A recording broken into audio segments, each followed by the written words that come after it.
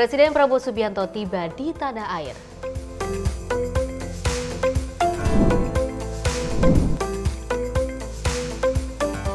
Sekretaris KPU Mambera Moraya dianiaya warga.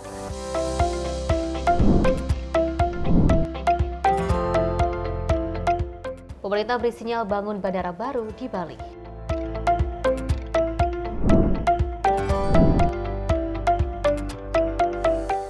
Polisi grebek tempat telemarketing judol beromset ratusan juta rupiah.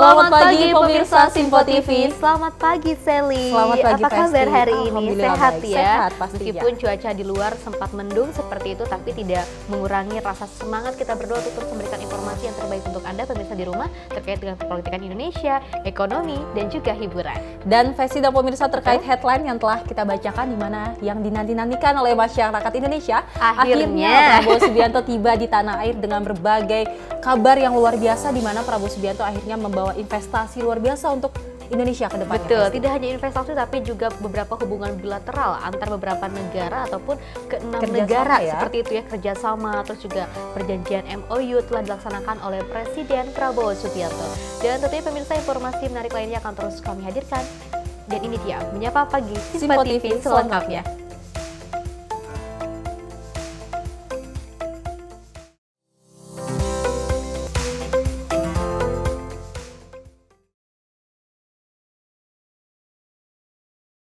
Ya pemirsa, kita awali dengan berita utama. Presiden Republik Indonesia Prabowo Subianto tiba di Jakarta, tepatnya di Bandara Halim Pranakusuma Jakarta, setelah melakukan lawatan ke sejumlah negara untuk melakukan kunjungan kenegaraan. Dan kedatangan Prabowo kembali ke tanah air disambut langsung oleh Wakil Presiden Republik Indonesia Gibran Rakabuming Raka, Menko Polkam Budi Gunawan, Menteri Pertahanan Syarif Samsudin, hingga Panglima TNI Agus Subianto dan Kapolri Listio Sigit Prabowo. Nampak Gibran dan pejabat lainnya telah menunggu terlebih dahulu di seberang karpet merah untuk menyambut Prabowo. Presiden Prabowo yang tiba mengenakan setelan jas berwarna biru dongker dan berpeci hitam itu segera menyalami mereka yang menyambutnya dengan sapaan hormat dan hangat. Sejak 8 November hingga 23 November 2024, Prabowo telah melakukan kunjungan ke 6 negara. Dimulai dari Tiongkok untuk bertemu Presiden Tiongkok Xi Jinping, dan dilanjutkan ke Amerika Serikat, berjumpa dengan Presiden Amerika Serikat Joe Biden. Setelahnya Prabowo melanjutkan perjalanan kedua konferensi internasional, yang pertama adalah KTT APEC di Peru dan KTT G20 di Brazil. Usai dari sana, Prabowo bertolak ke Inggris untuk bertemu Raja Charles III dan Perdana Menteri Inggris Keir Starmer. Setelah itu ia berkunjung ke UEA bertemu Presiden MBZ. Dari semua kunjungan kenegaraan tersebut, Prabowo berhasil membawa banyak potensi investasi untuk dalam negeri serta kerjasama di berbagai sektor yang akan berdampak positif untuk masyarakat Indonesia. Mulai dari bidang ketahanan pangan, gizi, kesehatan, teknologi, hingga energi. Tim redaksi Simpo TV melaporkan. Pemirsa, Indonesia dan juga Uni Emirat Arab melakukan pertukaran nota kesepahaman dalam sejumlah bidang.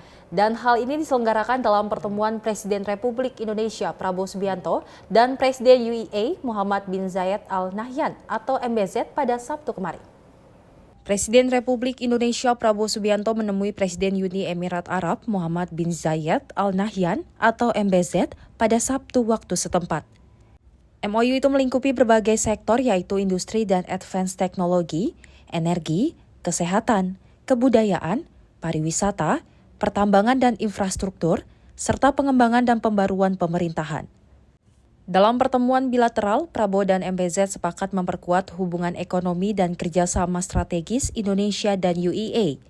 Prabowo juga menyampaikan prioritas bagi pemerintah yang ia pimpin adalah terutama untuk menjamin keamanan dan ketahanan pangan. Dan selanjutnya untuk melaksanakan hilirisasi, processing daripada semua bahan baku kita di Indonesia supaya mendapat nilai tambah. Kita bisa bekerja di beberapa bidang dan kami ingin mengundang Uni Arab Emirates untuk aktif berpartisipasi dalam ekonomi kami. Pertemuan ini ditutup dengan kesepakatan antara kedua pemimpin untuk meningkatkan koordinasi pada tingkat teknis, pelaksana, hingga tindak lanjut guna mempercepat implementasi kerjasama yang telah dirancang. Prabowo dan MBZ juga sepakat bahwa hubungan Indonesia dan UAE merupakan fondasi kuat untuk mendorong perdamaian, stabilitas, dan kemajuan bersama di kancah internasional. Tim redaksi Simpo TV melaporkan. Sementara itu, Presiden Republik Indonesia Prabowo Subianto menyampaikan terima kasih atas inisiatif Uni Emirat Arab dalam melibatkan Indonesia pada misi kemanusiaan di Gaza. Hal ini disampaikannya pada pertemuan dengan Presiden MBZ di Istana Kepresidenan UEA pada Sabtu kemarin. Dalam pertemuan itu, Prabowo juga mengundang UEA untuk bekerja sama dengan Indonesia dalam menjamin keamanan dan ketahanan pangan.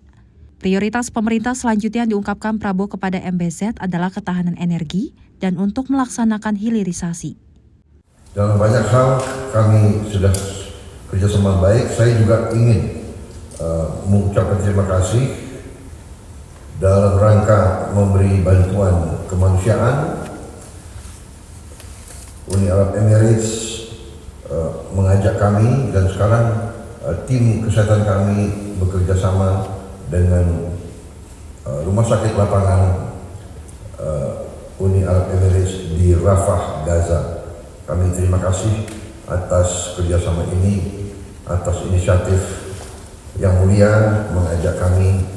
Kami sangat berterima kasih. MBZ di sisi lain menyoroti beberapa capaian konkret dari kerjasama kedua negara, termasuk pertumbuhan perdagangan non-migas yang mencapai 12% pada 2023, dengan nilai sekitar 4,6 miliar US dollar. Ia pun optimis target perdagangan senilai 10 miliar US dollar dapat terwujud melalui implementasi perjanjian kerjasama ekonomi komprehensif dan penggunaan mata uang lokal dalam transaksi bilateral. Prioritas saya dalam pemerintah yang saya pimpin ke depan adalah pertama untuk menjamin keamanan dan ketahanan pangan. Selain itu, UEA dan Indonesia juga telah menjalin kerjasama di berbagai sektor strategis seperti energi terbarukan, aksi iklim, kecerdasan buatan, pendidikan, dan keamanan pangan. Tim redaksi Simpo TV melaporkan. Sementara itu, pemerintah merespon banyaknya pihak yang mempertahankan posisi Indonesia terhadap kondisi pasukan perdamaian dunia milik PBB di Lebanon saat ini. Dan Kementerian Luar Negeri Indonesia menegaskan bahwa pemerintah akan tegak lurus mendukung perdamaian dunia sesuai dengan amanat konstitusi yang tertera. Pemerintah melalui juru bicara Kementerian Luar Negeri, Roy Sumirat, buka suara mengenai sikap Indonesia atas kondisi pasukan perdamaian milik Perserikatan Bangsa-Bangsa UNIFIL di Lebanon. Ia menegaskan bahwa Indonesia akan tegak lurus mendukung misi pemeliharaan perdamaian sesuai dengan amanat konstitusi yang ada. Dalam kesempatan ini, Roy menyebut Indonesia menjadi kontributor UNIFIL terbesar dengan total pasukan perdamaian sebanyak 1.230 personil. Melalui hal ini, pemerintah terus berkoordinasi secara intensif dengan pihak terkait di kawasan konflik untuk memastikan keselamatan serta keamanan personil pasukan Indonesia di Lebanon. Pertama, sesuai amanat konstitusi, Indonesia terus berkomitmen untuk mendukung misi pemeliharaan perdamaian PBB UNIFIL di Lebanon. Indonesia juga sebagaimana diketahui merupakan kontributor pasukan terbesar di UNIFIL dengan jumlah sebanyak 1.230 personil pada saat ini. Sampai saat ini, PBB tetap mempertahankan keberadaan pasukan penjagaan perdamaian di Lebanon UNIFIL ini sesuai dengan mandat yang diberikan oleh Dewan Keamanan PBB. Dan pasukan penjaga perdamaian dari Indonesia, kontingen yang berasal dari Indonesia, tetap melaksanakan tugasnya sesuai arahan Force Commander UNIFIL dan tentunya dengan tetap memperhatikan azas keamanan dan keselamatan diri. Dapat disampaikan pula bahwa sesuai laporan yang kami terima dari lapangan dan laporan juga terus diberikan oleh markas besar PBB, saat ini seluruh kontingen atau personil yang dari kontingen Indonesia yang tergabung dalam UNIFIL dalam keadaan sehat. Pemerintah Indonesia terus melakukan komunikasi dan koordinasi dengan berbagai pihak untuk memastikan keamanan dan keselamatan personil di UNIFIL Lebanon ini. Adapun hingga saat ini, konflik terus memanas di Timur Tengah, khususnya negara Lebanon. Melihat hal ini, pemerintah juga menyorot soal sikap PBB yang terus mempertahankan keberadaan pasukan penjaga perdamaian di negara tersebut. Lebih dalam, pasukan UNIFIL dari Indonesia akan terus melaksanakan tugasnya sesuai dengan arahan langsung Force Commander UNIFIL dengan selalu siaga mempertahankan keamanan serta keselamatan dirinya. Dari Jakarta, Mike, tim redaksi Simpo TV melaporkan. Kita beralih ke informasi lainnya. Fraksi Partai Keadilan Sejahtera DPR RI menjadi tuan rumah penyelenggara Justice and Democracy Forum atau JDF tahun 2024. Dan JDF merupakan forum internasional yang concern terhadap isu-isu perdamaian dunia, keadilan, demokrasi, dan hak asasi manusia.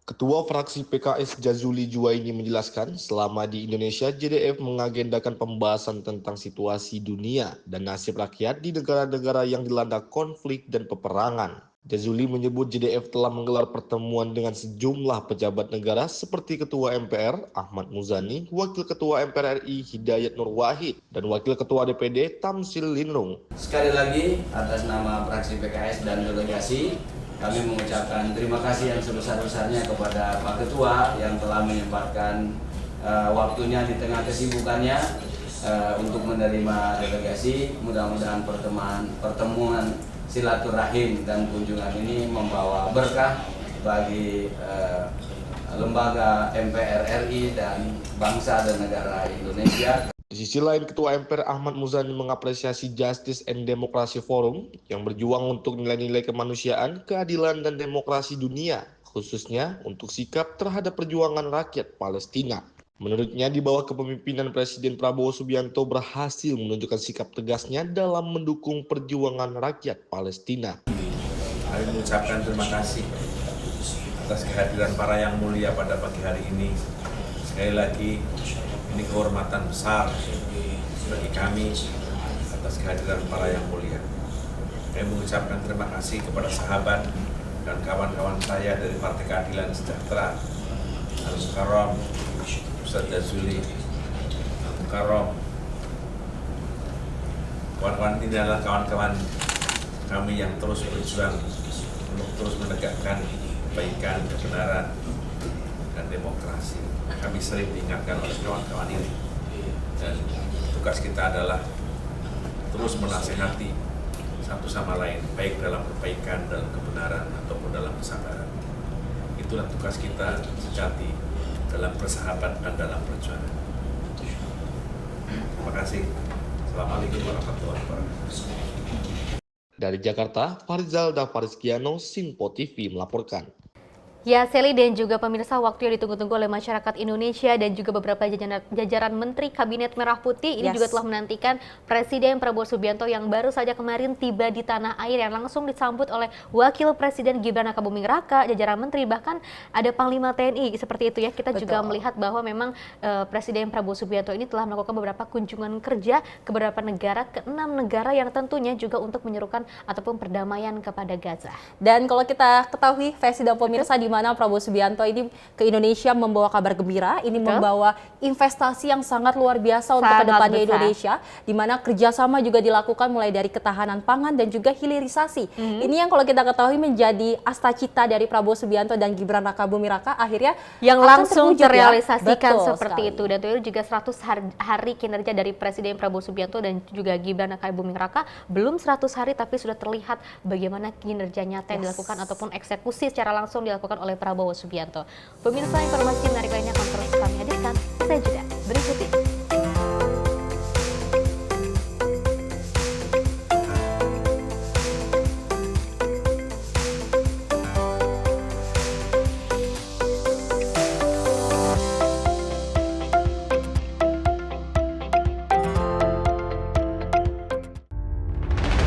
Menghadirkan para tokoh nasional Indonesia.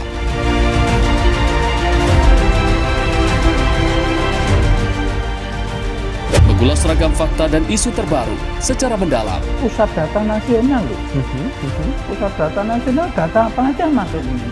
Buka satu barang warga itu memang diperlukan. Bincang spesial setiap Sabtu pukul 8 malam hanya di Simpo TV. Halo, selamat malam pemirsa. Senang sekali rasanya kami mengisi ruang informasi Anda. Akhiri aktivitas Anda dengan rangkuman perkembangan peristiwa yang terjadi sepanjang hari. Sebelumnya kita saksikan ada sekitar 3.000 tamu undangan, sementara di Ibu Kota Nusantara ini ada sekitar 2.000 tamu undangan. Rangkaian informasi nasional dan mancanegara dirangkum sebagai penutup hari dalam Menyapa Malam. Setiap Senin hingga Jumat pukul 8 malam, hanya di Sinpo TV. Halo, selamat pagi pemirsa Sinpo TV. Selamat pagi Andi. Selamat pagi, Fen. Beragam informasi terbaru hadir menemani Anda sebelum memulai hari. Itu memang dari Menteri Perhubungan juga mendukung, Betul. dari Menteri Keuangan juga mendukung, dan kita sebagai masyarakat pun juga Harus mendukung. Mengangkat isu yang tengah menjadi pembicaraan paling hangat. Semarakan pagi Anda bersama Menyapa Pagi. Setiap Senin hingga Jumat pukul 6 pagi, hanya di Sinpo TV. Pemirsa Sinpo TV kembali hadir menemani Anda dengan berbagai informasi yang telah kami rangkum dalam sepekan. Sajian lengkap informasi sepekan kami hadirkan untuk Anda. Badan Legislasi DPR menemui masa unjuk rasa di depan gedung DPR RI Senayan, Jakarta. Menemani akhir pekan Anda bersama keluarga dengan rangkuman berita menyeluruh dalam Sinpo Sepekan. Setiap minggu pukul 6 pagi, hanya di Sinpo TV.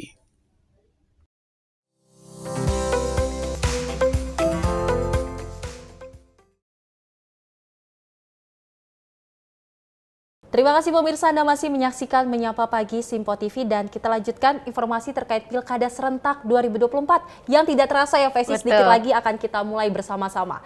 Di mana Cagup Jakarta nomor urut 1 Ridwan Kamil ini menegaskan siap dengan apapun hasil akhir dalam Pilkada DKI Jakarta 2024. Dirinya juga sempat mengatakan ia dan pasangannya telah menjalani serangkaian proses dari hingga berakhirnya masa kampanye dengan ikhlas.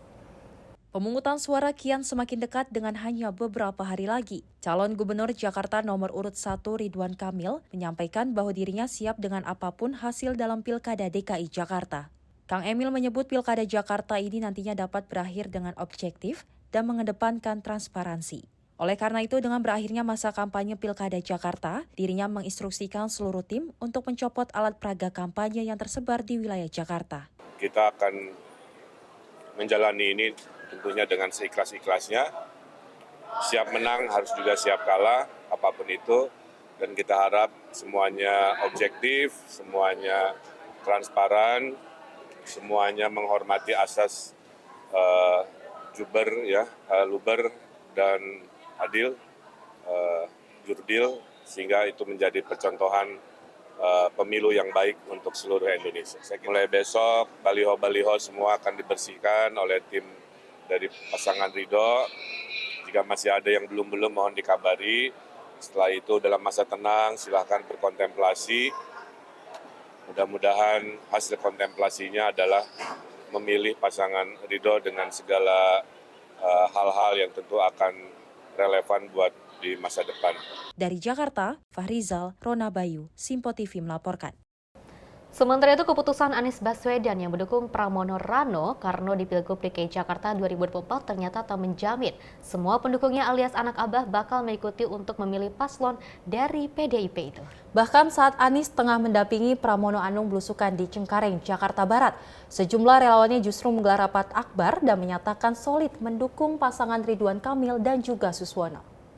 Tak hanya netizen di media sosial yang menyayangkan keputusan itu, banyak juga para relawan yang notabene-nya pendukung Anies lebih memilih berbeda pilihan dengan mantan gubernur Jakarta itu. Bahkan saat Anies tengah mendampingi Pramono Anung belusukan di Cengkareng, Jakarta Barat, sejumlah relawannya justru menggelar rapat akbar dan menyatakan solid mendukung pasangan Ridwan Kamil Suswono Jumat sore di Kampung Guji Baru, Kebonceruk, Jakarta Barat. Ratusan perwakilan warga kampung kota bersama relawan Abdi Rakyat menyatakan mendukung pasangan Ridwan Kamil Suswono di Pilgub DKI Jakarta. Total ada 22 perwakilan warga kampung dari 5 wilayah di Jakarta yang tergabung bersama relawan Abdi Rakyat. Ini diantaranya warga Kampung Kalijodo Pejagalan, Kampung Tanah Merah, dan sejumlah kampung lainnya. Mereka bahkan telah membuat kontrak politik dengan pasangan RK Suswono. di mana ada 4 poin yang ingin bisa dipenuhi oleh pasangan dari Kim Plus itu. Salah satunya poin kontrak politik yang telah ditandatangani oleh Ridwan Kamil,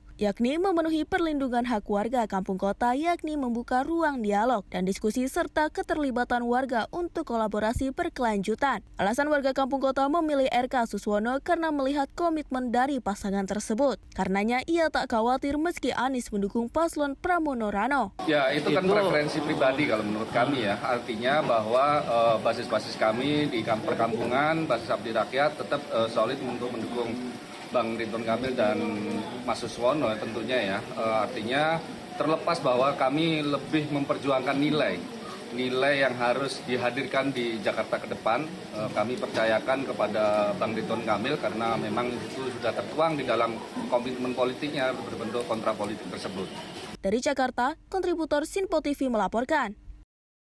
Dan jelang pemungutan suara, tim pemenangan Ridho David Raharja menanggapi pengaruh Presiden ke-7 Joko Widodo saat memberikan dukungan kepada pasangan Ridho di Pilgub DKI Jakarta. Dan David mengatakan dengan adanya dukungan dari Presiden Jokowi, ini dapat memberikan kemenangan di kontestasi Pilgub DKI Jakarta. Hal tersebut disampaikannya saat menghadiri seminar kebangsaan kebersamaan dalam keberagaman untuk Jakarta di Hotel Gading Indah, Jakarta Utara.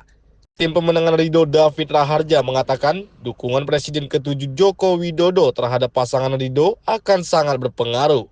David menyebut dukungan itu nantinya dapat membawa pasangan Ridho untuk memenangkan kontestasi Pilgub DKI Jakarta. Ya, Pak Jokowi kan kita bisa lihat tanggal berapa beliau baru datang ke Jakarta, dan sejak beliau datang ke Jakarta mendampingi Pak RK belusukan turun gunung, belum ada survei lagi. Nah, cuman dapat kita simpulkan, waktu Pak Jokowi juga berhadapan di Pilgub dengan Fauzi Bowo, Pak Jokowi sangat tidak diunggulkan. Namun faktanya Pak Jokowi bisa memenangkan Pilgub. Jadi akan banyak kejutan. Tentu relawan Jokowi saat ini masih sangat solid. Itu akan berasa nanti di tanggal 27, saya yakin Jokowi Efek akan memberikan kemenangan kepada RK. Saya masih melihat banyak sekali pergerakan dari Projo, dari relawan-relawan yang lain, ada yang relawan Ridwan juga, Gibran, itu turun bersama-sama kami menyapa warga, menyapa masyarakat. Dari Jakarta, Farizal Ahmad Amin, Sinpo TV melaporkan. Ya, Sally dan juga pemirsa, kita baru saja menyaksikan bersama-sama terkait kampanye akbar yang dilakukan oleh pasangan Ridwan Kamil dan juga Suswono pada Sabtu kemarin. Begitu meriah, banyak sekali pendukung ataupun aspirasi dari masyarakat Indonesia ya, ataupun dari warga Jakarta yang akan turut tekad untuk mendukung pasangan Ridwan Kamil dan juga Suswono. Walaupun memang di kampanye akbar ini Presiden ke-7 Joko Widodo tidak hadir, namun dipastikan bahwasanya Jokowi ini mendukung penuh untuk Ridho menang di Pilkada Jakarta 2024. Meskipun berhalangan hadir pada saat kampanye akbar, tapi pada sebelumnya di salah satu kafe yang ada di Cempaka Putih, Presiden ke-7 Joko Widodo juga sempat memberikan dukungan kepada RK dan juga Suswono, karena kita melihat dari pernyataan Presiden Joko Widodo juga sempat mengatakan bahwa pengalaman dari Ridwan Kamil dalam mengembangkan tugasnya sebagai Gubernur Jawa Barat itu sudah terlihat sangat nyata seperti itu. Dan kita beralih ke informasi lainnya, pemirsa, pencoblosan hak suara Pilkada serentak tinggal beberapa hari dilaksanakan, termasuk di Pulau Dewata, Bali. Dan KPU Provinsi Bali juga menilai penting untuk mengingatkan kembali hak konstitusi seluruh warga negara, termasuk penyandang disabilitas. Dan berdasarkan evaluasi yang dilakukan oleh KPU bersama sejumlah organisasi disabilitas di Bali, tingkat partisipasi pemilih disabilitas masih di bawah 20%. Rangkaian pelaksanaan pilkada serentak di Indonesia terus bergulir. Ternyata kurangnya peran keluarga untuk memfasilitasi penyandang disabilitas dalam menyalurkan hak konstitusionalnya menjadi salah satu faktor penyebab rendahnya partisipasi penyandang disabilitas pada pemilu Presiden 2024. Komisioner KPU Provinsi Bali, Igede Jandarmawan, Minggu siang mengatakan, berdasarkan evaluasi pemilu Presiden 2024 yang dilakukan KPU Provinsi Bali bersama sejumlah organisasi penyandang disabilitas, didapati partisipasi pemilih penyandang disabilitas masih di bawah 20%. Dari sekitar 16.000 daftar pemilih tetap penyandang disabilitas di Bali. Kami dari DPD kami kurang lebih sekitar 16.000 penyandang disabilitas di Bali. Nah, ini juga sudah dilakukan sosialisasi secara gencar kepada penyandang disabilitas di 9 kabupaten kota di Bali. Hari ini kami lakukan untuk mengingatkan kembali penyandang disabilitas untuk menggunakan haknya. Karena apa? Dari evaluasi kami ketika proses pemilu 2024, dari 16-17 ribu penyandang disabilitas. Data kami yang hadir hanya kurang dari 20% tingkat partisipasi kedatangan mereka ke TPS. Makanya di detik-detik akhir ini kami sengaja mengambil momen di hari tenang karena memang tinggal 2 hari lagi kita pemungutan suara. Kami mengundang mereka untuk mengingatkan kembali dan menyampaikan bahwa ini adalah hak konstitusional warga negara, seluruh warga negara, tanpa ada batasan apapun dalam hal fisik maupun dari sisi mental. Untuk meningkatkan partisipasi penyandang disabilitas dalam Pilkada serentak tahun ini, KPU Provinsi Bali melakukan sosialisasi dan mengingatkan kembali hak konstitusi penyandang disabilitas. Aktivitas ini diikuti oleh sejumlah perwakilan dari organisasi penyandang disabilitas se-Bali yang nantinya diharapkan bisa memaksimalkan partisipasi pemilih. Dari Denpasar, Bali, kontributor Sinpo TV melaporkan. Sementara itu, KPU Kota Bandung gencar lakukan sosialisasi Pilkada serentak 2024 jelang waktu pencoblosan. Hal tersebut guna meningkatkan partisipasi publik dalam Pilkada di Kota Bandung, sekaligus memberikan hak kepada seluruh lapisan masyarakat dalam mendapatkan informasi dan edukasi. Sesuai dengan tugas dan fungsi penyelenggaraan pemilu KPU Kota Bandung, terus berupaya melakukan sosialisasi Pilkada 2024 di Bandung. Kali ini pihaknya menggelar sosialisasi bersama puluhan perwakilan masyarakat dari kelompok marginal. Mereka diberikan pengarahan terkait jalannya pesta demokrasi Pilkada serentak 2024. Hal ini tidak lain karena setiap warga negara berhak mendapatkan hal tersebut, termasuk kelompok rentan dan termarginalkan. Ketua KPU Kota Bandung, Koirul Anam Gumilar, mengatakan mungkin jarang sekali penyelenggaraan di daerah lain melakukan pendidikan pemilihan kepada kaum marginal, karena secara definisi kaum marginal masyarakat yang kurang percaya diri. Dengan adanya sosialisasi ini, diharapkan semua warga negara mendapatkan hak yang sama. Hanya ini rekan-rekan kelompok masyarakat marginal di Kota Bandung khususnya. Nah, kenapa memilih kelompok ini sih, Kak? Jadi ini sebetulnya kan jarang sekali mungkin penyelenggara tingkat kota kabupaten lain melakukan sasaran pendidikan pemilih kepada rekan-rekan marginal. Kan secara definisi rekan-rekan marginal itu kan kelompok masyarakat yang terpinggirkan, dia kurang percaya diri. Padahal semua warga negara Indonesia itu memiliki hak yang sama, terutama dalam konteks pilkada. Itu punya hak untuk memilih. Nah, ini jarang tersentuh. Seharusnya ini juga menjadi sasaran untuk diedukasi, terutama dalam konteks pendidikan pemilih. Sementara perwakilan peserta, Sasa, mengatakan pihaknya dengan adanya sosialisasi ini mereka dapat lebih mengerti dan paham terkait pilkada di Kota Bandung. Pemahaman ini sangat berarti karena partisipasi mereka sangat berpengaruh untuk menentukan pemimpin tahun ke depan. Hari ini saya sosialisasi bagaimana cara menjadi pemilih yang baik untuk calon gubernur dan juga wali kota Bandung untuk saat ini. Dan mungkin untuk sosialisasi ini lebih ke bagaimana cara kita menjadi pemilih yang baik, kooperatif, dan juga yang jujur, gitu. Agar kita tidak menjadi bagian dari orang-orang yang menyalahgunakan. Gitu. Kalau Sasa kerja? Kebetulan saya kerja, Pak. Ini ada sosialisasi ke tempat hiburan nggak, maksudnya petugas yang datang langsung ke lokasi gitu? Tidak ada. Kalau untuk sosialisasi ini mungkin lebih jadi antara individual ya, mungkin dari ajak mengajak kayak gitu aja sih sebenarnya.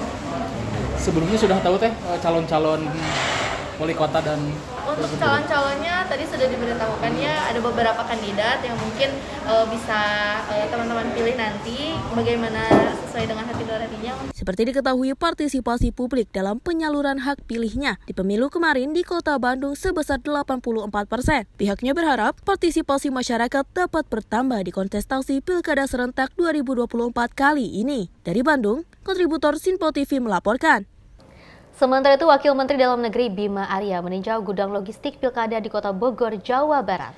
Dalam peninjauannya ini, pemirsa, Bima Arya memastikan persiapan logistik menjelang pencoblosan pada 27 November mendatang dapat berjalan lancar. Wakil Menteri Dalam Negeri Bima Arya didampingi Forkopimda meninjau langsung persiapan pelaksanaan Pilkada 2024 di Kota Bogor. Wamen mendatangi gudang logistik KPU Kota Bogor di Gedung Wanita di Kecamatan Bogor Tengah, Kota Bogor, Jawa Barat. Bima juga memastikan persiapan pelaksanaan pilkada berjalan dengan lancar, mulai dari logistik, pengiriman logistik, hingga pengantisipasi kerawanan bencana alam di Kota Bogor saat pelaksanaan pesta demokrasi nanti. Bima menyebut Kota Bogor bisa menjadi percontohan untuk wilayah lain mengenai persiapan pencoblosan. Namun pihaknya terus mengingatkan agar semua hal yang kurang untuk segera dilengkapi sebelum hari pencoblosan. Namun Kota Bogor dinilai masih dalam kategori baik secara kerawanan pilkada. Yang pertama adalah logistik, mobilisasi logistik gitu ya, distribusi logistik ini, kelengkapannya, kesiapannya, koordinasinya. Yang kedua adalah antisipasi mitigasi bencana.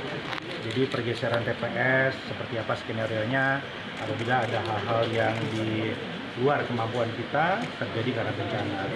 Yang ketiga adalah semaksimal mungkin kita jemput bola untuk hak pilih bagi pemilih pemula, kemudian juga lansia, disabilitas, terlantar gitu ya. Dan tadi juga sudah dijelaskan. Yang keempat adalah netralitas ASN. Sementara PJ Wali Kota Bogor, Heri Antasari, mengatakan terima kasih atas apresiasi dari Wamendagri. Dirinya juga percaya diri, ini bisa dijaga konsisten sampai selesainya pencoblosan. Heri juga menegaskan telah melakukan koordinasi terkait antisipasi cuaca ekstrim di hari pencoblosan. Hal ini untuk mencegah logistik atau pencoblosan terganggu akibat cuaca ekstrim. 3 hari yang lalu ya, kita des pilkada untuk yang ke-7 kalinya sudah berkumpul. Dan kita membahas terkait dengan sebagai benar yang tadi disampaikan, plus banyak hal yang lain yang sudah kita bahas juga, bahkan kita antisipasi yang sekiranya di kota lain tidak mungkin terjadi, tapi di Kota Bogor terjadi. Kami membahas berkaitan logistik, pengamanan, berkaitan bencana, berkaitan dengan pergeseran TPS, antisipasi jika diperlukan pada saatnya juga masih perlu bergeser karena bencana. Dari Kota Bogor, kontributor Sinpo TV melaporkan. Kita beralih ke informasi lainnya, diduga karena persoalan utang piutang saat Pilpres dan Pileg yang belum lunas. Sekretaris KPU Kabupaten Mamberamo Raya berinisial CW dianiaya warga di Bandara Kasonaweja. Dan penganiayaan ini terjadi saat korban baru turun dari pesawat yang ditumpangi dari Jayapura. Sekretaris Komisi Pemilihan Umum Mamberamo Raya berinisial CW menjadi korban penganiayaan oleh sekelompok warga di Bandara Kasonaweja, Kabupaten Mamberamo Raya, Papua. Penganiayaan ini terjadi saat korban baru turun dari pesawat yang ditumpangi dari Jayapura. Korban yang sudah ditunggu oleh puluhan warga langsung mendatangi korban dan melakukan penganiayaan. Sejumlah aparat TNI, Polri yang ada di lokasi sempat berupaya melerai massa. Namun jumlah massa yang lebih banyak membuat aparat kesulitan sehingga korban sempat diamuk massa. Untuk mencegah korban lebih parah diserang, aparat gabungan TNI Polri pun mengamankan korban ke Polsek Mamberamo Tengah. Kapolres Mamberamo, AKBP Supraptono, menjelaskan bahwa aksi penganiayaan tersebut dipicu oleh persoalan utang piutang saat pelaksanaan pemilu presiden dan pemilu legislatif yang berlangsung pada Februari lalu. Namun hingga kini belum diselesaikan oleh KPU Mamberamo Raya. Namun setelah Kapolres berkoordinasi dengan KPU Mamberamo Tengah, disepakati bahwa persoalan utang piutang oleh KPU akan diselesaikan oleh Polsek Mamberamo Tengah, di mana KPU siap untuk menyelesaikan semua utang piutang yang terjadi pada pemilu Februari lalu. Respon ya dari masyarakat, spontanitas, nah itu memang betul adanya. Itu adalah merupakan rasa ketidakpuasan dari masyarakat yang selama ini kurang terakomodir, yang berkaitan dengan ongkos pikul, ongkos kerja dan lain-lain pada saat pemilu kemarin. Ya, pada saat pemilu kemarin belum tuntas, makanya sekarang ini begitu sekretaris KPU datang dari Jayapura, mereka merasa pingin ini segera diselesaikan. Makanya tadi ada sedikit spontanitas di bandara, itu memang betul. Tetapi berkat kerjasama kami ya, saya, Pak Bupati, Pak Papung, Pak Ketua DPR, kita semua ini berkolaborasi untuk membantu permasalahan ini dituntaskan dengan baik. Tadi kita sudah bicara juga dengan sekretaris KPU, ini sudah ada solusi, sudah ada jalan tengah, sudah ada jalan keluar yang baik. Jadi hari ini sudah didatakan semuanya, kira-kira berapa yang belum tuntas di masa lalu, nanti diakomodir baik. Dari Jayapura, Papua, kontributor Sinpo TV melaporkan. Apapun masalahnya, Seli dan juga pemirsa, mau itu ada hutang piutang ataupun ada masalah personal lainnya, yang namanya kekerasan tidak selalu dibenarkan. Betul, apalagi menjelang pencoblosan di tanggal 27 November, kita berharap bahwasanya kasus seperti ini tidak ada lagi. Betul. Karena kita ingin Pilkada serentak 2024 kita rayakan dengan gembira, dan melahirkan dengan pemimpin damai, yang luar biasa, festif. aman seperti Betul. itu ya. Dan pemirsa, informasi menarik lainnya akan terus kami hadirkan usai jeda berikut ini.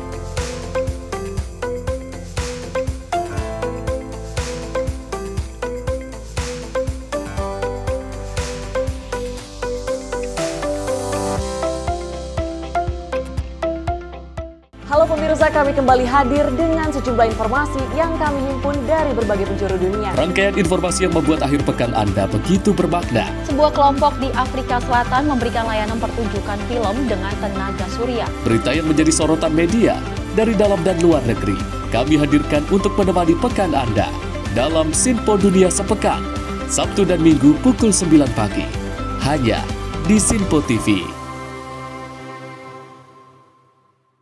Kami hadir dengan rangkaian informasi dari berbagai penjuru dunia. Topik dan isu yang tengah menjadi sorotan mancanegara dikemas dengan lengkap untuk Anda.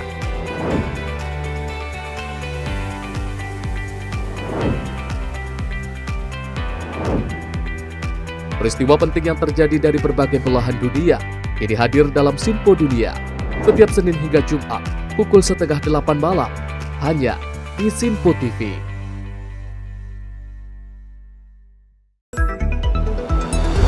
Jadilah yang pertama mengetahui perkembangan terkini seputar informasi dari lembaga parlemen. Punya data nasional, tidak ada satupun backup berarti kan? Tiba-tiba ada putusan yang nggak masuk akal dan seperti ini gitu. Kita biarkan rekomendasi kepada KPK, periksa! Kami hadirkan informasi paling akurat untuk mengawal setiap informasi dalam rapat komisi dan paripurna. Tentunya bersama saya Andi Rezaldi yang telah kami rangkum dalam program Sinpo Parlemen. Saya Arif Tufan. Saksikan Sinpo Parlemen setiap Sabtu pukul 6 pagi hanya di Sinpo TV. Pemirsa, Sinpo TV kembali hadir menemani Anda dengan berbagai informasi yang telah kami rangkum dalam sepekan. Sajian lengkap informasi sepekan kami hadirkan untuk Anda. Badan Legislasi DPR menemui masa unjuk rasa di depan gedung DPR RI Senayan, Jakarta. Menemani akhir pekan Anda bersama keluarga dengan rangkuman berita menyeluruh dalam Sinpo Sepekan setiap Minggu pukul 6 pagi hanya di Sinpo TV.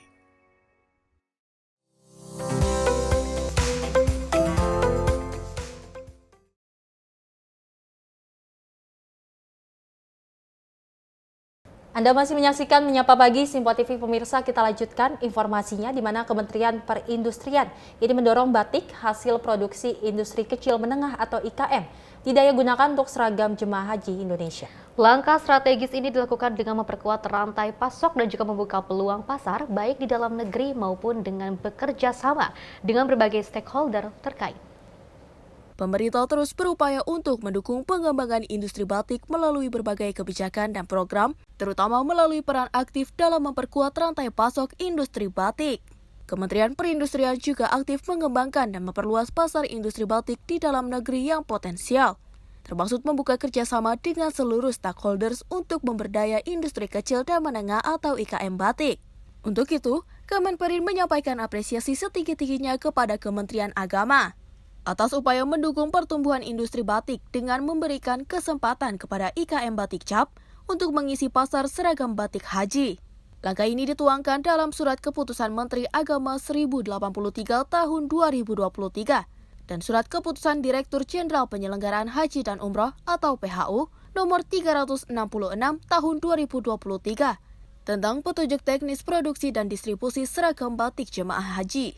Oleh karena itu, Ditjen IKMA menginisiasi penyelenggaraan pameran IBN sebagai salah satu upaya mendukung IKM penerima SK izin produksi seragam batik jemaah haji yang perlu mendapatkan order untuk mendapatkan akses pasar ke mitra distribusi seragam batik haji lainnya. Dari Jakarta, tim redaksi Sinpo TV melaporkan. Dan dalam kunjungan kerjanya ke daerah istimewa Yogyakarta, Wakil Menteri Kebudayaan Republik Indonesia Giring Ganesa terus mengupayakan potensi objek budaya agar terus berkembang. Hal ini dilakukan agar objek budaya di daerah Yogyakarta mampu bermanfaat bagi kehidupan masyarakat ke depannya. Wakil Menteri dan Kebudayaan RI, Giring Ganesa, mengawali rangkaian awal agenda kunjungan kerjanya di daerah istimewa Yogyakarta dengan bersilaturahmi dengan para pegawai Balai Pelestarian Kebudayaan Wilayah 10. Selain ramah tamah, Wamen Giring juga mencatat aspirasi serta masukan dari para pegawai dalam upaya memajukan kebudayaan di wilayah Yogyakarta dan Jawa Tengah. Kedepannya, Kementerian Kebudayaan akan menargetkan untuk mengupayakan pemeliharaan candi dan cagar budaya lainnya, serta mengoptimalkan potensi objek budaya di daerah tersebut agar mampu bermanfaat bagi kehidupan masyarakat sekitar. Tim redaksi Sinpo TV melaporkan.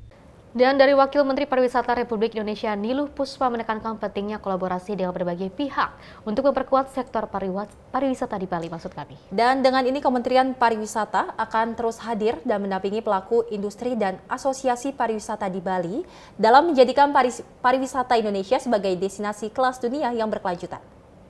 Kementerian Pariwisata menggandeng Asosiasi Pariwisata sebagai bagian penting konsolidasi dan kolaborasi untuk berbagi wawasan dalam rangka menavigasi arah pembangunan sektor pariwisata.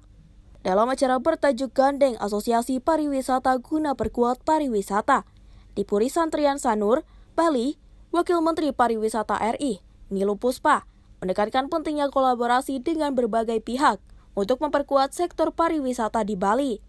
Pada pertemuan tersebut, berbagai bahasan strategi disampaikan untuk menemukan kendala, tantangan, dan peluang dalam dunia pariwisata Bali. Salah satunya melalui dukungan pemanfaatan program yang dapat meningkatkan kapasitas pelaku industri pariwisata agar bisa mendunia serta mempercepat pertumbuhan ekonomi. Tim redaksi Sinpo TV melaporkan. Dari Menteri BUMN Erick Thohir memberikan sinyal perlu bandara baru di Provinsi Bali. Dan dirinya menyebut bandara baru di Bali harus dibangun mulai tahun 2027.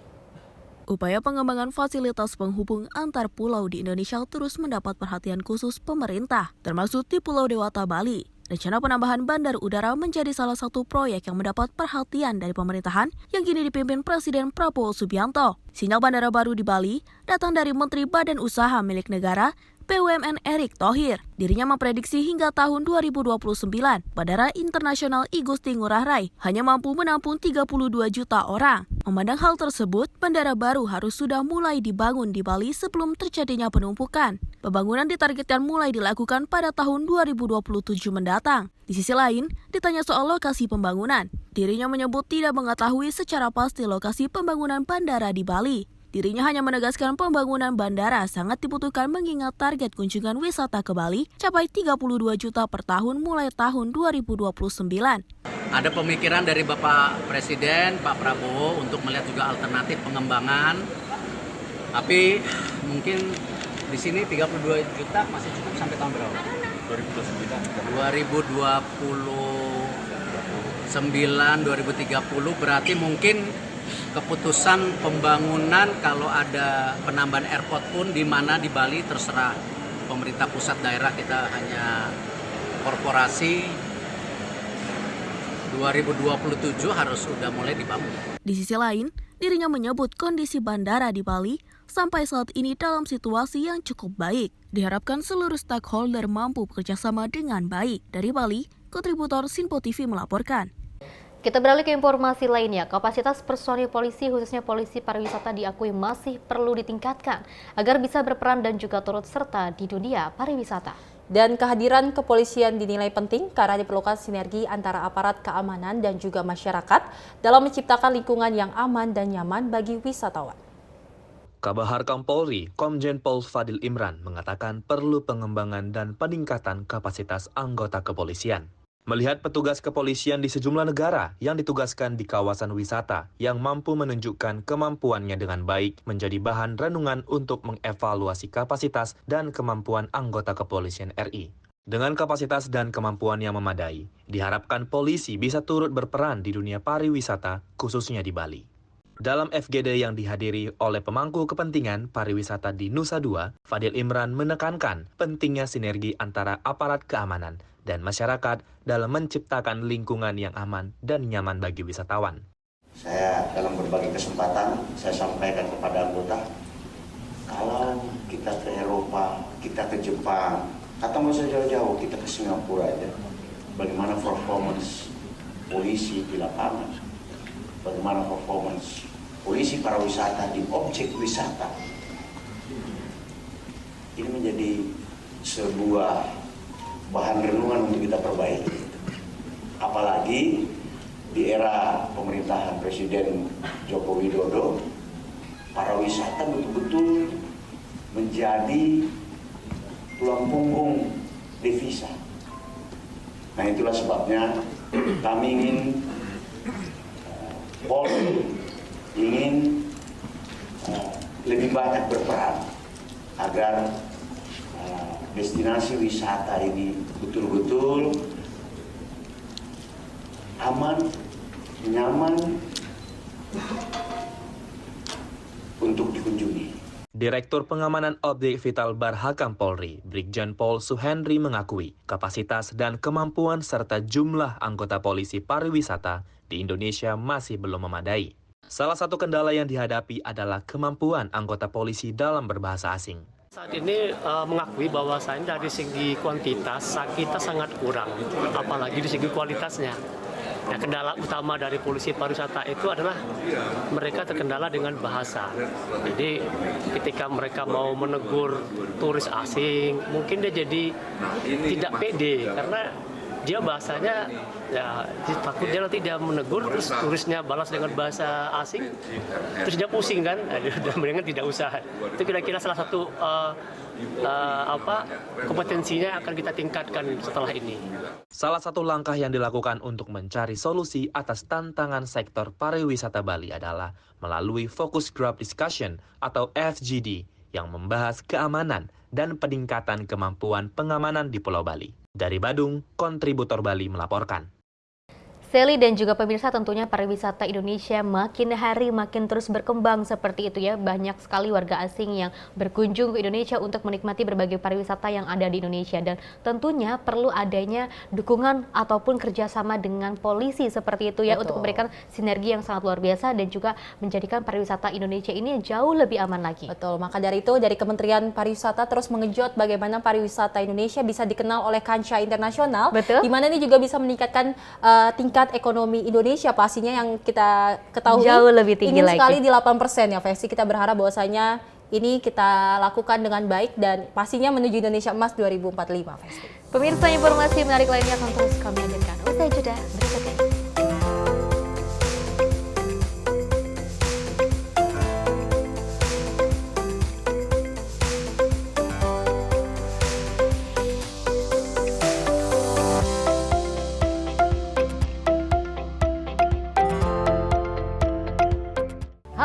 Selamat malam pemirsa, senang sekali rasanya kami mengisi ruang informasi Anda. Akhiri aktivitas Anda dengan rangkuman perkembangan peristiwa yang terjadi sepanjang hari.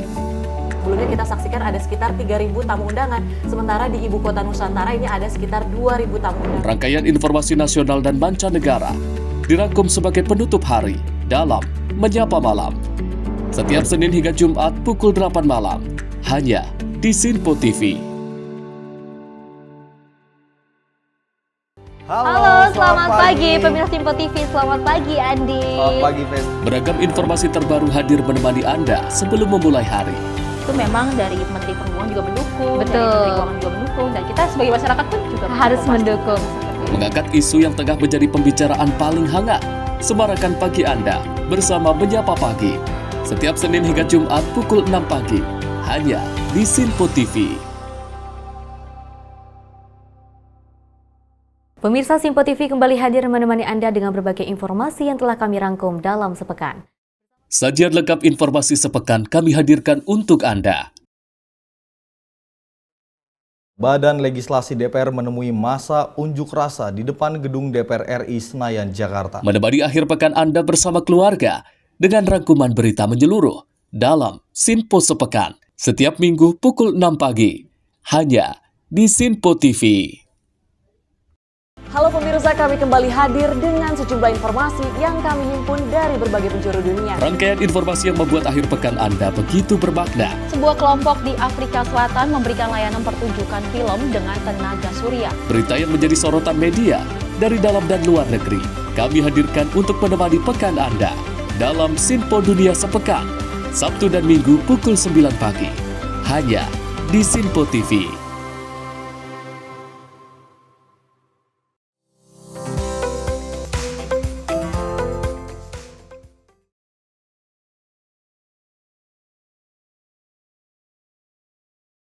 Masih bersama kami pemirsa dalam Menyapa Pagi Sinpo TV, dan kita lanjutkan informasinya di mana TNI Angkatan Laut KRI Teluk ND 517 ini turut membantu mendistribusikan bantuan kemanusiaan untuk korban erupsi Gunung Lewotobi laki-laki. Dan hal ini juga dilakukan untuk meminimalisir keterlambatan dalam mendistribusikan bantuan logistik kepada para korban yang terdampak bencana. dalam rangka mendukung masa tanggap darurat bantuan korban erupsi Gunung Lewotobi laki-laki. KRI Teluk Ende 517 tiba di Flores Timur dan melaksanakan debarkasi muatan bantuan kemanusiaan di Pelabuhan Pelni Larantuka pada Sabtu 23 November 2024. Penyerahan logistik dilakukan setelah menempuh perjalanan laut kurang lebih selama 12 jam dari Kupang menuju Pelabuhan Larantuka yang diterima langsung oleh Asisten 1 Bidang Pemerintahan dan Kesejahteraan Rakyat Kabupaten Flores Timur, Yakobus Arakian, dan Lanal Maumere. Kolonel Marinir Anjas Wicaksono Putro mengaku mendapat arahan dari Kepala Staf Angkatan Laut, Laksamana TNI Dr. Muhammad Ali untuk menyiapkan KRI yang selalu standby guna membantu distribusi logistik dari daerah lain yang akan dibawa ke daerah bencana yaitu di Flores Timur maupun Kabupaten Sika. Ini diharapkan dapat membantu dan meyakinkan bahwa distribusi logistik tidak terlambat. Hari ini kita kedatangan satu KRI lagi, yaitu KRI Teluk Ende, yang membawa bantuan dari Surabaya maupun dari Kupang, termasuk dari beberapa kementerian, yaitu Menteri PMK dan Kementerian Imigrasi. Perintah dari Bapak Kasal bahwa beliau menyampaikan langsung untuk menyiapkan 2 KRI yang selalu standby untuk membantu distribusi logistik dari daerah-daerah lain yang akan dibawa ke daerah bencana itu, yaitu di Floating maupun Kabupaten Sika. Ini diharapkan bisa membantu dan meyakinkan bahwa distribusi logistik itu tidak terlambat. Nah, ini sudah perintah dari Bapak Kasal langsung untuk menyampaikan hal tersebut. Adapun bantuan logistik yang didistribusikan di antaranya, yaitu 5 ton beras, 479 karton mie instan, 509 karton air mineral, 1,21 kiloliter minyak goreng, dan kebutuhan pokok lainnya. Tim redaksi Sinpo TV melaporkan. Sementara itu, pemirsa, Ketua Komisi 3 DPR Habibur Rahman meminta pengusutan tuntas terhadap kasus Kabak Ops Polres Solok Selatan AKP Dadang Iskandar yang diduga menembak Kasat Reskrim AKP Rianto Ulil Ansar. Dan Habib meyakini nantinya Kapolri Jenderal Listio Sigit Prabowo akan menindak secara tegas, baik konteks kedinasan maupun hukum. Komisi 3 DPR RI menyoroti terkait Kabak Ops AKP Dadang Iskandar yang melakukan penembakan terhadap Kasat Reskrim AKP Rianto Ulil Ansar di Solok Selatan, Sumatera Barat. Ketua Komisi 3 DPR Habibur Rahman meyakini bahwa Kapolri Jenderal Listio Sigit Prabowo akan memberikan tindakan secara tegas, baik konteks kedinasan maupun hukum. Habib berharap kasus tersebut nantinya dapat terselesaikan dan tidak terulang lagi dengan kejadian yang sama. Hari Kamis setelah pilkada, kami akan memanggil Kapolda Sumatera Barat, Kapolres Sulawesi Selatan, dan Kadif Propam Mabes Polri untuk membahas masalah ini. Ya, memang masih spesifik masalah ini, tapi karena ada Pak Kadif Propam, kami juga pengen tahu bagaimana pemantauan kelayakan anggota ini menggunakan senjata.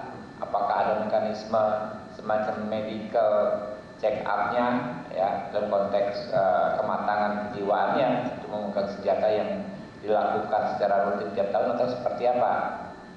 Ya, karena ini jangan sampai terulang lagi. Kami yakin dan percaya Bapak Kapolri kita tidak akan memberi toleransi terhadap pelaku seperti ini. Kalau standarnya Pak Sigit orang seperti ini pastilah akan dikenakan tindakan yang tegas, baik dalam konteks kedinasan maupun dalam konteks hukum. Jadi insya Allah masalah ini, fenomena open bisa selesai, tapi masalah latar belakangnya juga kami harapkan bisa segera selesai. Dari Jakarta, Fahrizal Ahmad Amin, Sinpo TV melaporkan. Dan Satreskrim Polrestabes Bandung menggerebek rumah di Kompleks Muara Kota Bandung yang juga menjadi tempat operator marketing judi online. Dan kelompok ini merupakan jaringan luar negeri asal Kamboja yang dapat meraup setiap bulan omset mencapai 300 juta hingga 500 juta rupiah.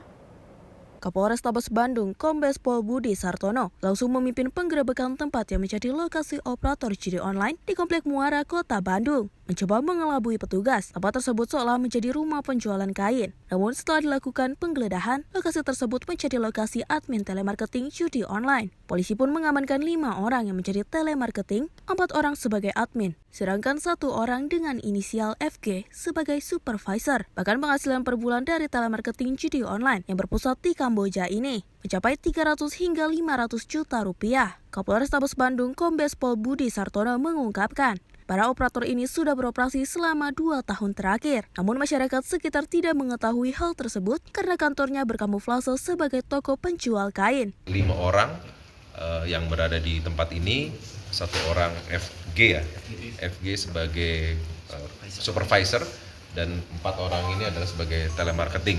Jadi nanti secara detailnya akan nanti dijelaskan oleh Kasaserse bagaimana proses penyidikannya, tapi yang pasti adalah dari hasil pemeriksaan sementara dari supervisor dari tempat ini dapat keuntungan kurang lebih 300 juta sampai 500 per bulan. Jadi memang kamuflasenya mereka ini adalah semua link ini adalah masuk ke luar negeri. Jadi di sini adalah mereka menyebarkan link-link situs judi online, dan jika memang ada masyarakat yang tergiur dengan mengklik tersebut, mereka mendapatkan fee dari link tersebut. Nah, jadi di sinilah proses. Jadi mereka adalah melink dan telemarketing untuk memberikan informasi kepada masyarakat untuk bagaimana cara memakai judi online. Nah, maka dari itu, alhamdulillah kita berhasil tangkap tempat ini, dan kita akan lakukan pemeriksaan dan juga kita pengembangan ke atasnya. Hasil pemeriksaan sementara sudah berapa lama dan tempat ini? Kurang lebih 1 sampai 2 tahun. Jadi ini masih kita kembangkan, karena ternyata masyarakat tadi kita tanya di depan, memang mereka berkilah bahwa mereka berjualan kain. Guna pengembangan lebih lanjut, saat ini kelima tersangka telah ditahan di Polrestabes Bandung. Dari Bandung, kontributor Sinpo TV melaporkan. Ya, Sally dan juga pemirsa, adanya penggerebekan ini bisa menjadikan sebuah aware lagi untuk kita untuk lebih hati-hati lagi. Mungkin saja tidak hanya di daerah tersebut, tapi juga mungkin masih ada di beberapa daerah seperti itu ya. Ini dugaan-dugaan dari masyarakat tertentu, tapi juga ini terkait dengan adanya penggerebekan ini nantinya juga bisa terus memberantas kasus judi online ataupun judi daring yang merajalela di Indonesia. Kalau kita lihat sebelumnya memang ada di Bekasi, ini digerebek juga, akhirnya di Bandung terungkap juga. Kita berharap bahwasanya memang judol di Indonesia ini bisa terus teratasi, ya, tidak ada lagi yang terjerat. Betul, ya, karena menjadi fokus utama pastinya dari program Prabowo Subianto dan juga Komdigi agar judol di Indonesia ini tidak ada lagi pastinya. Oke, kita beralih ke informasi lainnya. Banjir bandang menerjang Desa Martelu dan juga Desa Salabulan di Kecamatan Sibolangit, Sumatera Utara. Dan dalam insiden tersebut, pemirsa, tercatat 4 korban tewas dan 9 orang lainnya mengalami luka-luka. Banjir bandang menerjang Kabupaten Deli Serdang, Sumatera Utara pada Sabtu 23 November 2024 pukul 19 waktu Indonesia Barat. Akibat peristiwa ini, sebanyak 4 orang warga di Dusun 2, Desa Martelu, Kecamatan Sibolangit dinyatakan meninggal dunia dan 2 warga dinyatakan hilang. Tidak hanya itu, sebanyak 9 warga mengalami luka-luka, 1 rumah ibadah dan 4 rumah warga rusak berat karena terseret arus banjir. Untuk kondisi terkini, banjir sudah surut dan upaya pencarian 2 orang yang hilang masih terus dilakukan. Maka dari itu, BPBD Kabupaten Deli Serdang bersama TNI, Polri, dan semua unsur Forkopimda telah berkoordinasi guna pendataan kerugian, penanganan warga terdampak, serta pendalaman terkait kronologis kejadian tersebut. Tim redaksi Sinpo TV melaporkan. Sementara itu, hujan deras Jakarta sejak Sabtu siang kemarin berdampak banjir di permukiman warga Lubang Buaya, Gang Damai, Kecamatan Cipayung, Jakarta Timur pada Sabtu sore kemarin. Dan ketinggian hingga 70 cm ini merendam hingga kedalaman rumah warga. Warga di Jalan Gang Damai, Kelurahan Lubang Buaya, Kecamatan Cipayung, Jakarta Timur, Sabtu sore terendam banjir dengan ketinggian 70 cm. Tak ada aktivitas warga di luar rumah. Aktivitas penghuni rumah pun terbatas lantaran banjir merendam hingga ke dalam rumah warga. Banjir sejak siang hari di saat hujan deras ini kerap terjadi karena tertutupnya saluran air. Hujannya mah nggak terlalu banyak, cuman airnya cepat naik gara-gara salurannya nggak jalan. Hujannya cuma sekitar 30 menit tapi udah sedengkul orang dewasa. Sekarang masih semata kaki gara-gara susah surutnya. Ini cuma kita ngandalin sedotan dari dinas air aja. Dinas air ya? Iya. Biasanya seharian Pak, karena saluran airnya sama sekali nggak jalan, nggak ada saluran air kita. Gitu. Harapannya semoga pemerintahnya bisa lah membuka mata untuk rakyatnya yang tersiksa ini gara-gara saluran airnya tertutup. Mengurangi debit air di permukiman warga, petugas Dinas SDA Cipayung, Jakarta Timur menggerakkan 2 mesin penyedot air. Dari Jakarta, kontributor Sinpo TV melaporkan.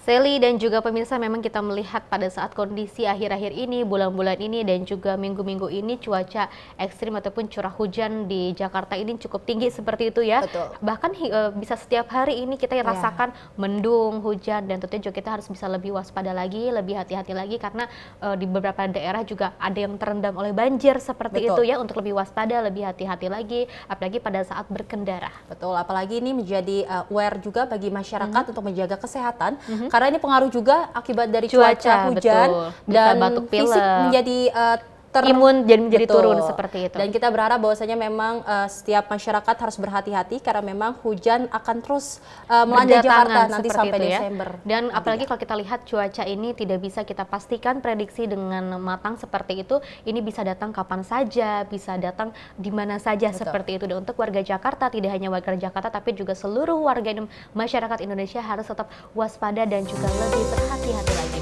Pemirsa, informasi tadi sekaligus mengakhiri jumpa kita. Saya Fetri Ramadi dan saya Sally Sregar. Terima kasih dan sampai jumpa.